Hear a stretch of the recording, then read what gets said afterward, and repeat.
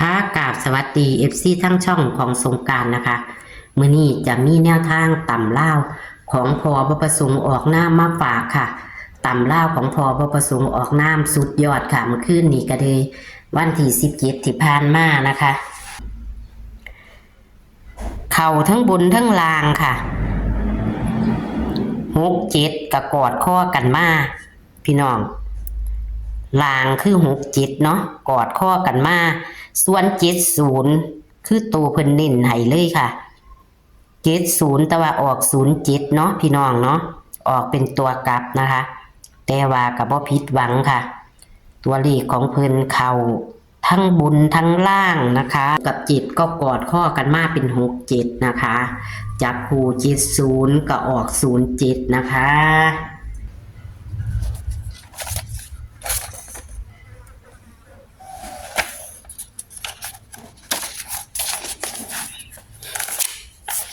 ค่ะมื้อนี้วันที่18สิงหาคม69นะคะเฮาจะมาตามพอนะคะพอจะให้เป็นตัวใดอย่าเผลออย่าพลาดเด้อค่ะพี่น้องกดไลค์กดแชร์ให้กับพอหรือต้องการเป็นกำลังแรงใจให้พอกระทักไปได้เพราะว่าเฮาขึ้นเบอร์โทรพอให้ตลอดนะคะเอาในมื้อนี้วันที่18สิงหาคม69พอจะให้เฮาเป็นตัวใดเฮาไปรับชมรับฟังเสียงสัมภาษณ์กันได้เลยค่ะ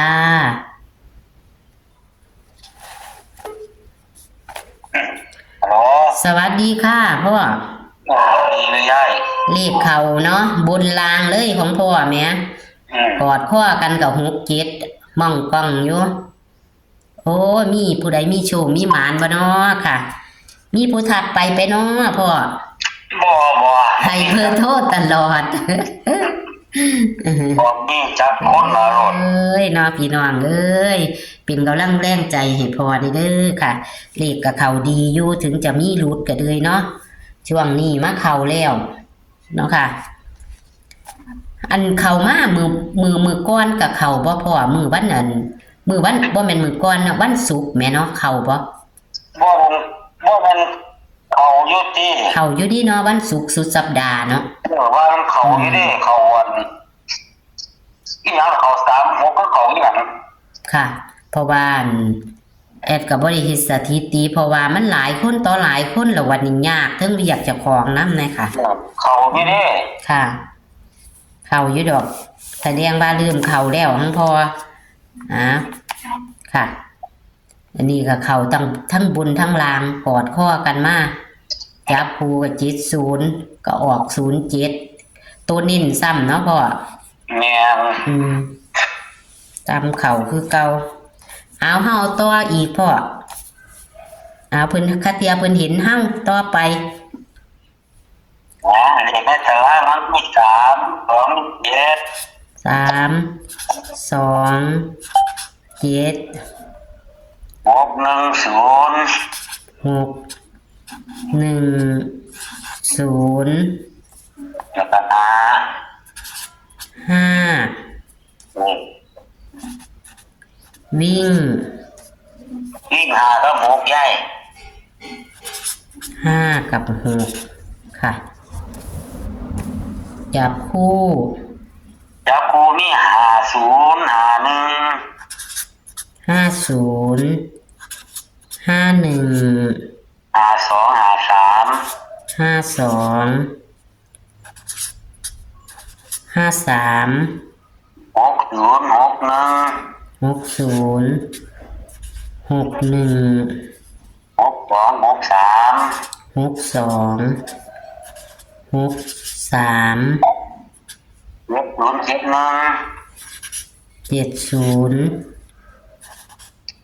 71 72 73 72 73เลข3ตัวบ่มีดิเนาะอันนี้เนาะพ่อเนาะบ่มียายบ่มีแต่การเบิ้นกับเลขดับครับผมเลขดับ0440 0440การเบิ้นมีบ่พ่อ3322 33 22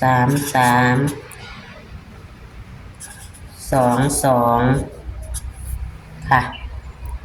ตัวนิ่นพ่อตัวนี้มี5051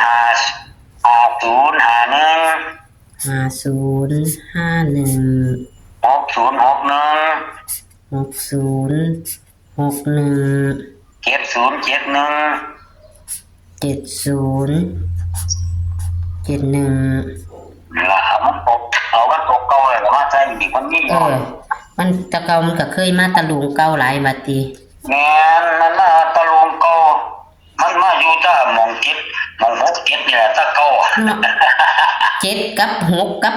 9จำเที่ยวดีขนาดนั่นล่ะมื้อแรกนี่มันสิบ่มา70ข้างหน้านี่อีกติ บ่แน่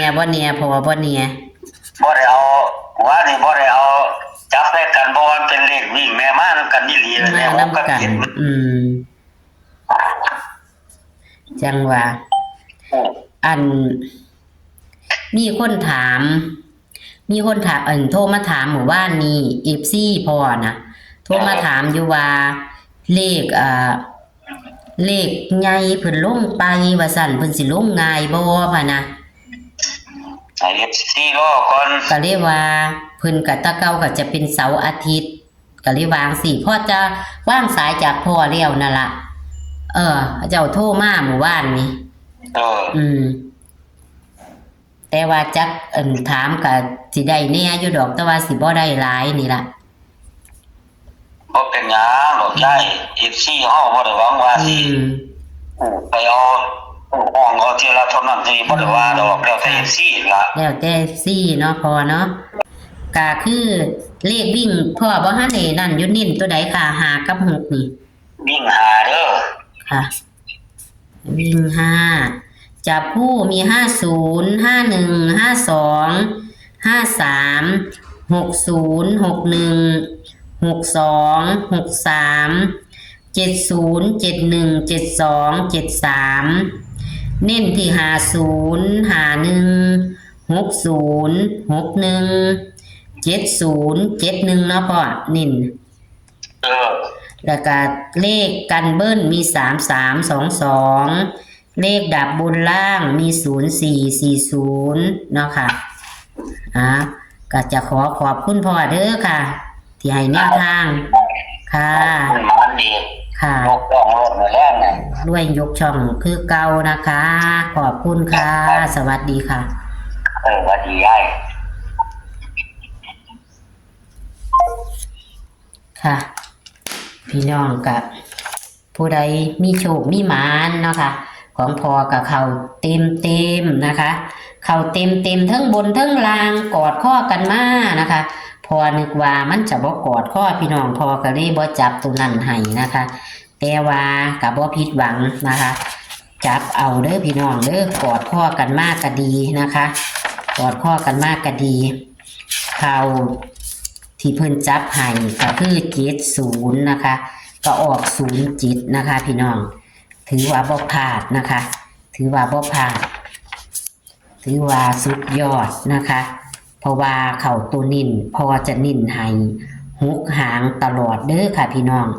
หุกหางในตัวนิ่นของเพิ่นมั่นกับเข่านะคะ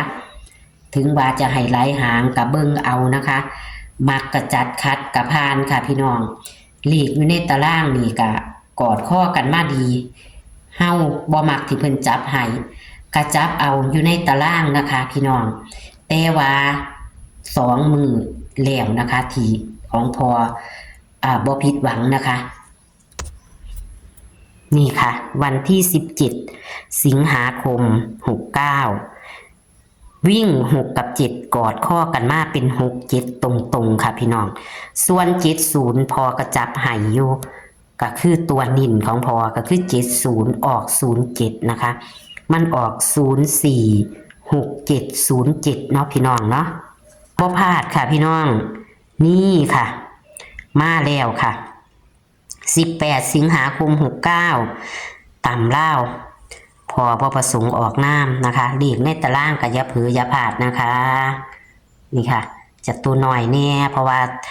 สมุดน้อยนะคะ แคปหน้าจอเอาค่ะ เน้นก็คือ505160617071เด้อค่ะ ตัวนิ่นตัวใดก็ออกตัวนั้นนะคะ วิ่ง5กับ6บนล่างเด้อค่ะพี่น้องแต่เพิ่นน่ะให้รูดหานะคะเลขดับกระยูนะคะโดนจะมาเทียกันเบิ้ล3322ค่ะพี่น้องขอให้โชคมันนะคะกับพบประสงค์ออกนามงวดประจำวันที่18 สิงหาคม69วันอังคารนี้นะคะขอสวัสดีค่ะโชคมันค่ะ